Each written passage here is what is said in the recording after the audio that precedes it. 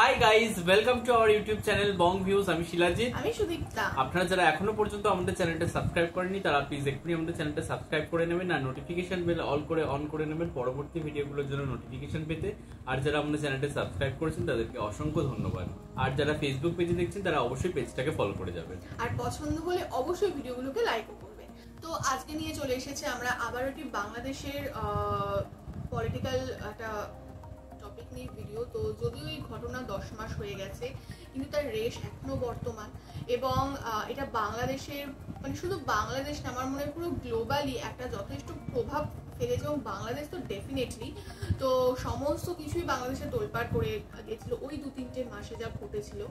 তো আমরা সবাই জানি বাংলাদেশের আভ্যন্তরীণ পরিস্থিতি তো বটেই তোলপাড় করেছিল, সেখানে সরকার পতন থেকে শুরু করে নানা ধরনের আর কি বিষয়ও ঘটেছে। বাট তার সাথে সাথে বাংলাদেশ সরকারের সাথে বা বাংলাদেশের সাথে পারিপার্শ্বিক প্রতিবেশী দেশ বলুন বা অন্যান্য বিশ্বের যে বড় বড় দেশ রয়েছে তাদেরও সম্পর্কের কিছু উথাল পাথাল বা চেঞ্জেস এসছে। তো তার কারণ হচ্ছে এইটাই কোথাও গিয়ে। তো সেই জন্যই আমরা এই টপিক আজকের ভিডিও এনেছি, যে টাইটেল হচ্ছে গণভবনে শেখ হাসিনার শেষ দুদিন কি ঘটেছিল এবং চ্যানেলের হচ্ছে প্রথম আলো। তো এটা আবারও একটি ভীষণই অথেন্টিক চ্যানেল এবং তারা যে ভিডিওগুলো দেয় একদম ঠিকঠাকই দেয়, সেই জন্যই নিয়ে আসা ভিডিওটা। এবং এটা খুব রিসেন্ট ভিডিও, আজকে যেদিন আমরা শুট করছি সেই দিনের মাত্র 6 ঘন্টা আগে আপলোডেড। তো চলুন দেখে নিয়েছে ভিডিওটা। আর ভিডিওটা যদি কপিরাইট ক্লেমের জন্য ব্লক হয়ে যায় তাহলে সম্পূর্ণ ভিডিওটা আপনারা আমাদের ফেসবুক বা ইনস্টাগ্রাম পেজে পেয়ে যাবেন। আর ফেসবুক বা ইনস্টাগ্রাম পেজের লিঙ্ক আপনারা আমাদের ডেসক্রিপশন বক্সে ফার্স্ট পিন কমেন্ট থেকে পেয়ে যাবেন। তাহলে চলুন সবাই মিলে ভিডিওটাকে শুরু করি। শেখ হাসিনা পুলিশের কাজের প্রশংসা করেছেন এই জন্য যে পুলিশ গুলি করে মানুষ মেরেছে। তারিক সিদ্দিকী, তারপরে গ্যাং অফ 4 এর লোকেরা কিভাবে শেখ হাসিনাকে প্রভোগ করেছে মানুষ মারার ব্যাপারে, সেই প্রেক্ষাপটগুলো তুলে ধরেছে। 2024-এর 5 আগস্টের ঢাকা, চারদিকে উত্তাল বিক্ষোভ, গণভবন অভিমুখে জনতার মিছিল এগিয়ে আসতে থাকে। সে সময়ে গণভবনের ভেতরে ঠিক কি ঘটছিল? সেদিন সকাল সকালই গণভবনে সামরিক কর্মকর্তারা শেখ হাসিনাকে ক্ষমতা ছেড়ে দেওয়ার পরামর্শ দেন। জবাবে রেগে গিয়েছিলেন শেখ হাসিনা, বলেছিলেন তাহলে তোমরা আমাকে গুলি করে মেরে ফেলো, গণভবনে কবর দিয়ে দাও। আন্তর্জাতিক অপরাধ ট্রাইব্যুনালের শুনানিতে এমন তথ্য জানান চিফ প্রসিকিউটর মোহাম্মদ তাজুল ইসলাম। শুনানিতে তিনি 4 ও 5 আগস্টের গণভবনে ঘটে যাওয়া ঘটনাবলী তুলে ধরেন, যার বর্ণনা আনুষ্ঠানিক অভিযোগে উল্লেখ হয়েছে। 5 আগস্ট ক্ষমতা ছাড়ার আগ মুহূর্ত পর্যন্ত আসামি শেখ হাসিনা কিভাবে ছাত্র জনতাকে হত্যা করে নির্মূল করার ব্যাপারে অনড় ছিলেন সেই কথাগুলো তুলে ধরেছি। বিভিন্ন বাহিনীর প্রধানদের সাথে তার কী ধরনের কনভারসেশন হয়েছে সেগুলো তুলে ধরেছি। সেনাবাহিনী তাকে শক্তি প্রয়োগ থেকে বিরত রাখার চেষ্টা করেছে সেগুলো আমরা বলেছি। সেনাপ্রধান নিরস্ত্র মানুষের উপর গুলি চালাতে রাজি হননি সেটা তুলে ধরেছি। শেখ হাসিনা সহ তার যে gang of 4 Asaduzzaman Kamal, Obaidul Quader, Salman F Rahman এবং আনিসুল হক, তারা যেভাবে গণহত্যাকে ফ্যাসিলিটেট করার ব্যাপারে শেখ হাসিনাকে বাধ্য করেছেন বা শেখ হাসিনাকে প্রভাব বিস্তার করে শেখ হাসিনাকে অনড় রেখেছেন সেই বিষয়গুলো তুলে এনেছি। এই শুনানিতে চিফ প্রসিকিউটর জানান, সেদিন শেখ হাসিনাকে পদত্যাগ করার পরামর্শ দিয়েছিলেন জাতীয় সংসদের তৎকালীন স্পিকার শিরিন শারমিন চৌধুরী। তবে ওবায়দুল কাদের সহ আওয়ামী লীগের শীর্ষ পর্যায়ের একাধিক নেতা এর বিরোধিতা করেন। চিফ প্রসিকিউটর আরও বলেন, সেদিন 4 আগস্ট রাত 12টা থেকে 12:15টার দিকে 3 বাহিনী প্রধানদের সঙ্গে বৈঠকে শেখ হাসিনার পদত্যাগের বিষয়টি তোলেন তৎকালীন প্রতিরক্ষা বিষয়ক উপদেষ্টা অবসরপ্রাপ্ত মেজর জেনারেল তারিক আহমেদ সিদ্দিক। এতে শেখ হাসিনা ক্ষুব্ধ হন এবং বলেন যা হওয়ার হবে, তিনি ক্ষমতা ছাড়বেন না। তখনও তিনি সেনাপ্রধানকে মেরুদণ্ড শক্ত করে কঠোর হয়ে বিক্ষোভ দমনের নির্দেশ দেন। শেখ হাসিনার ওই বক্তব্যের পর তারিক আহমেদ সিদ্দিক গুলি চালিয়ে কিছু লোককে মেরে ফেলে বিক্ষোভ দমনের পরামর্শ দেন। এ সময় তারিক আহমেদ সিদ্দিক বিমান বাহিনীকে হেলিকপ্টার থেকে গুলি চালানোর কথা বলেন। তবে হেলিকপ্টার থেকে গুলির কথা বলায় বিমান বাহিনী প্রধান ভীষণ রেগে যান। শেখ হাসিনার উদ্দেশ্যে বিমান বাহিনী প্রধান বলেন, তিনি অর্থাৎ তারিক আহমেদ সিদ্দিক আপনাকে ডুবিয়েছে এবং আরও ডুবাবে। চিফ প্রসিকিউটর যোগ করেন, কঠোর অবস্থানে থাকার জন্য শেখ হাসিনাকে সেই রাতে পরামর্শ দিয়েছিলেন গ্যাং অফ 4। তারা হলেন আওয়ামী লীগের সাধারণ সম্পাদক ওবায়দুল কাদের, সাবেক স্বরাষ্ট্রমন্ত্রী আসাদুজ্জামান খান, সাবেক আইনমন্ত্রী আনিসুল হক এবং সাবেক প্রধানমন্ত্রীর উপদেষ্টা সালমান এফ রহমান। কোনোভাবেই নরম হওয়া যাবে না এমন পরামর্শ তারা দিয়েছিলেন। 5 আগস্ট সকালেও বৈঠক হয়, যেখানে তৎকালীন আইজিপি চৌধুরী আব্দুল্লাহ আল মামুনকে দেখিয়ে শেখ হাসিনা বলেছিলেন, ওরা ভালো কাজ করছে, সেনাবাহিনী পারবে না কেন? চৌধুরী আব্দুল্লাহ আল মামুন জবাবে বলেছিলেন, পরিস্থিতি যে পর্যায়ে গেছে তাতে পুলিশের পক্ষেও আর বেশি সময় এমন কঠোর অবস্থান ধরে রাখা সম্ভব হবে না।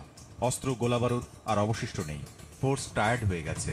এরপর সামরিক কর্মকর্তারা শেখ হাসিনাকে ক্ষমতা ছেড়ে দেওয়ার পরামর্শ দেন।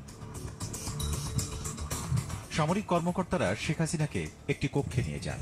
সেখানে তাকে সামগ্রিক পরিস্থিতি ব্যাখ্যা করা হয় এবং তাকে পদত্যাগ করার আবার অনুরোধ করে বলা হয়, সময় দ্রুত ফুরিয়ে যাচ্ছে। শেখ হাসিনাকে তার ছোট বোন শেখ রেহানাও বোঝানোর চেষ্টা করেন। চিফ প্রসিকিউটর বলেন, শেখ রেহানা এক পর্যায়ে শেখ হাসিনার পা জড়িয়ে ধরেন, কিন্তু শেখ হাসিনা পদত্যাগে রাজি হচ্ছিলেন না। পরে শেখ হাসিনার ছেলে সজীব ওয়াজেদ জয়ের সঙ্গে কথা বলেন শীর্ষ সামরিক কর্মকর্তারা। জয়কে সামরিক কর্মকর্তারা বলেন, প্রাণে বাঁচতে হলে তার মায়ের পদত্যাগ করা ছাড়া উপায় নেই, সময় গুরুত্বপূর্ণ, আর এখনই এ বিষয়ে সিদ্ধান্ত নিতে হবে। পরিস্থিতি বুঝতে পেরে শেখ হাসিনার সঙ্গে কথা বলেন জয় এবং তাঁর কথায় ক্ষমতা ছাড়ার সিদ্ধান্ত নেন শেখ হাসিনা।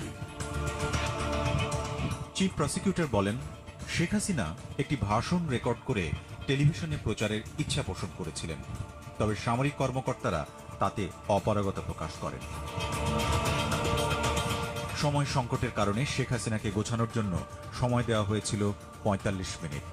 এরপরেই তিনি দেশত্যাগ করে পালিয়ে যান ভারতে। দেখলাম হচ্ছে ভিডিওটা, তো সেই সময় মানে জুন জুলাই এই সময়ের আর কি ছাত্র আন্দোলন, এবং সেখানে তখনকার সেই বিভীষিকাময় পরিস্থিতি, কত মানুষ, কত মানে নিরপরাধ ছাত্রছাত্রীর রক্ত বয়ে যাওয়ায় সমস্ত কিছু আমরা জানি, কত মানুষ শহীদ হয়েছে, নির্বিচারে গুলি তারা খেয়েছে, এরকম অনেক কিছু আমরা জানি। এবং সেই সময় আমরা যথেষ্ট পরিমাণে সোচ্চার, এবং তখন প্রচুর ভিডিও আমরা এনেওছি এই ব্যাপারে। এবং সেই সময় যে রাজ্যের মানে দেশের শাসিকা, তো তার তিনি যে মানে কতটা নিন্দনীয় কাজ করেছেন বা কতটা অমানবিকতার পরিচয় তিনি দেখিয়েছিলেন বারংবার, সেটা নিয়েও আমরা যথেষ্ট সরব ছিলাম। এবং তিনি শেষ পর্যন্ত মানে আমরা এই ভিডিওতেও জানতে পারলাম যে তিনি কখনোই ক্ষমতা ত্যাগে বা পদত্যাগে রাজি ছিলেন না, তার কাছে ক্ষমতা এতটাই প্রিয় ছিল। বাট মানে শেষ পর্যন্ত তিনি পদত্যাগ করে এক প্রকার চুপিসারে পলায়ন করতে বাধ্য হয়েছিলেন। এবং তার ক্লিপস আমরা 5ই আগস্টে দেখেছি, এবং 5ই আগস্টের যত যা আর কি ঘটেছে সেই সমস্ত কিছু আমরা জানি। কিন্তু আজকে যেটা আমরা দেখলাম ভিডিওতে, যে সেই সময়ের 2 ঘন্টা আগে, তার পদত্যাগের 2 ঘন্টা আগে কি পরিস্থিতি ছিল, মানুষজন বা তারই সহকর্মীরা তাকে কি রকম ভাবে আর কি কোথাও গিয়ে অনুরোধ করেছে, বোঝানোর চেষ্টা করেছে, এবং শেষ পর্যন্ত তিনি কখন আর কি তাদের আর কি পরামর্শে রাজি হয়ে পদত্যাগ করেছে, এই সমস্ত কিছু জানলাম, যেগুলো অ্যাকচুয়ালি আমাদের অজানা ছিল। আর এই ভিডিওটা দেখলাম, মানে দেখছিলাম যখন, একটা জিনিস খুব কানে বাজলো, মানে ভিডিওটা দেখা চলাকালীন। মানে আমরা মানে যত বছর ইউটিউব করছি আর কি বাংলাদেশ নিয়ে, যবে থেকে পলিটিক্যাল ভিডিও বা এই সমস্ত আর্থসামাজিক ভিডিও নিয়ে আনতে শুরু করেছি, তখন আমরা এরকম শুনতাম যে দেশরত্ন প্রধানমন্ত্রী শেখ হাসিনা, তারপরে শুনেছি সাবেক প্রধানমন্ত্রী শেখ হাসিনা, বাট এটাই শুনতে পেলাম আসামি শেখ হাসিনা। মানে শুনে না কেমন একটা লাগলো যেন কানে। তো মানে সত্যি মানে সময়ে যে মানুষ ক্ষমতা লোভী হলে যে সময়ের চাকা যে সবসময় সমান থাকে না, তো এটা তার প্রমাণ যে যে একদিন দেশরত্ন ছিল সে আজকে আসামি, মানে সেই দেশেরই আসামি। এবং সে কোথাও গিয়ে মানে এমনই তার স্বৈরাচার নেমে এসেছিল, তাকে এখন পলায়ন করে অন্য জায়গায় থাকতে হচ্ছে এবং নিজের দেশে ফেরার সুযোগ নেই, এবং ফিরলেও হয়তো তার জীবন থাকবে নাকি সেটাও একটা বড় প্রশ্ন।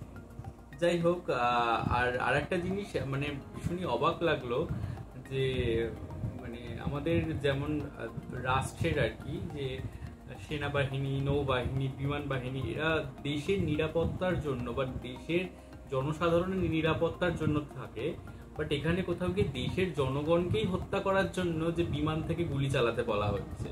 তো এটা তো মানে শুনে ভীষণই অবাক লাগলো যে আমাদের রিসেন্টলি আর কি যে পাকিস্তানের সাথে যেটুকু যুদ্ধকালীন পরিস্থিতি সৃষ্টি হয়েছিল, বা যা যুদ্ধ হয়েছে সবটাই আর কি দেশের মানুষের সুরক্ষার জন্য আমাদের মানে বিমান বাহিনী আর আমাদের সেনাবাহিনী তাদের নিজেদের জান উজাড় করে দিয়েছে, এবং সেখানে দাঁড়িয়ে আর একটা দেশ, পড়শি দেশ, কিন্তু তার বিমান বাহিনীরা জনসাধারণকে গুলি চালানোর আর কি নির্দেশ দিচ্ছে। তো এই পার্থক্যটা না ভীষণ চোখে লাগার মতো কোথাও গিয়ে। তো মানে এটা ভীষণই খারাপ লাগলো শুনে। আর এবং আমরা দেখেওছি যে কিভাবে গুলি চালানো হয়েছে হেলিকপ্টার থেকে, এবং সেখানে কিভাবে মানুষ মারা হয়েছে, তো সেটা নতুন এবং কিছু কত নয়। বাচ্চা, কত নিরপরাধ শিশু তার নিজের বাড়ি সেফ প্লেসে ব্যালকনি থেকেও থেকেও মারা গেছে। হ্যাঁ, তো যাই হোক, মানে একটা মানুষ যতই ভালো কাজ করুক না কেন দেশের জন্য, কিন্তু কিছু কাজ যার কোনো ক্ষমা হয় না, এবং যেগুলো সবকিছু ঊর্ধ্বে। তো শেখ হাসিনা যত ভালো কিছুই করুক না কেন, পদ্মা সেতু বলুন বা বাটে বা যা যা করুন না কেন, বাট ওই কিছু মাসে তিনি যা করেছে সেটার জন্য তিনি হাজার ভালো কাজ করলেও কিন্তু সেটা ধামাচাপা পড়ে যায়, এবং এর কোনো ক্ষমা হয় না সত্যি। তবে আর একটা জিনিস না বললেই নয়, বিষয়টা যদিও কন্ট্রোভার্সিয়াল হয়ে যাবে আমার এই মন্তব্যটা, বাট তার পদত্যাগের পরবর্তীকালে তিনি স্বৈরাচারী ছিলেন। শেখ হাসিনার পতনের যে ছাত্র আন্দোলনটা ছিল, বাট সেখানে মানে ছাত্রদের পেছনেও কিন্তু অনেক বৈদেশিক শক্তির হাত হয়তো ছিল, কারণ পরবর্তীকালে আমরা জানি যে ট্রাম্প আর কি আমেরিকার প্রশাসনে আসার পর মানে সেখান থেকে বলা হয়েছে যে কিভাবে বাংলাদেশে আর কি টাকা সাহায্য করা হয়েছে এই বৈষম্য বিরোধী ছাত্র আন্দোলনের পেছনে। তো এই জিনিসটা কোথাও গিয়ে না এত একটা বৈপ্লবিক আন্দোলনকে প্রশ্ন চিহ্নের মধ্যে ফেলে দেয়, বা কোথাও গিয়ে একটা জিজ্ঞাসা চিহ্ন এনে দেয়। তারা কি শুধুই ছাত্র ছিল? হ্যাঁ, মানে এই ব্যাপারটা কোথাও গিয়ে একটা এনে দেয়। মানে এত বড় একটা গৌরবান্বিত চ্যাপ্টার ছিল, বা এরকম একজন স্বৈরাচারী শাসককে মানে কোথাও গিয়ে প্রহসনমূলক আর কি যে নির্বাচনের মাধ্যমে জিতে আসা বলা যায় শাসক ছিল, তাকে যখন এরকম ভাবে মানে বহিষ্কার করা হলো তার দেশ থেকে, তো বাট সেখানে যে আন্দোলন করা হয়েছিল সেখানে গিয়ে একটা প্রশ্নচিহ্ন রয়ে যায়। তো যাই হোক, এই বিষয়ে আপনারা আপনাদের মতামত জানাবেন, কারণ দেশটা আপনাদের, আপনারা সেখানে বসবাস করেন, আপনারা সব থেকে ভালো বুঝবেন। আর আমাদের ভিডিও যদি ভালো লেগে থাকে অবশ্যই লাইক করবেন, আমাদের চ্যানেলকে সাবস্ক্রাইব করে যাবেন। আর সাবস্ক্রাইব বাটনের পাশে জয়েন বাটন পেয়ে যাবেন, সেখানে কিছু ফেসিলিটিস দেওয়া থাকে, চাইলে আপনারা চেক করতে পারেন। আর আমাদের যে ফেসবুক আর ইনস্টাগ্রাম পেজ রয়েছে আমাদের চ্যানেলে, সেখানে আপনারা ফলো করতে ভুলবেন না, লিঙ্ক ডিসক্রিপশন বক্সে পেয়ে যাবেন। আর আমাদের চ্যানেলের যে ফেসবুক গ্রুপটা রয়েছে সেখানে আপনারা জয়েন করে আপনারা আপনাদের মনের মতো সমস্ত কিছু পোস্ট করতে পারেন, আর লিঙ্ক ডিসক্রিপশন বক্সে দেওয়া রয়েছে। আর আপনারা যদি আমাদের পার্সোনালি পছন্দ করে থাকেন আমাকে শিলাজিৎ ওকে সুদীপ্তা হিসাবে, তাহলে আমাদের পার্সোনাল ফেসবুক আর ইনস্টাগ্রাম সাইটেও ফলো করতে পারেন, লিঙ্ক ডিসক্রিপশন বক্সে পেয়ে যাবেন। দেখা হচ্ছে পরবর্তী ভিডিওতে, আজ এ পর্যন্তই, টাটা।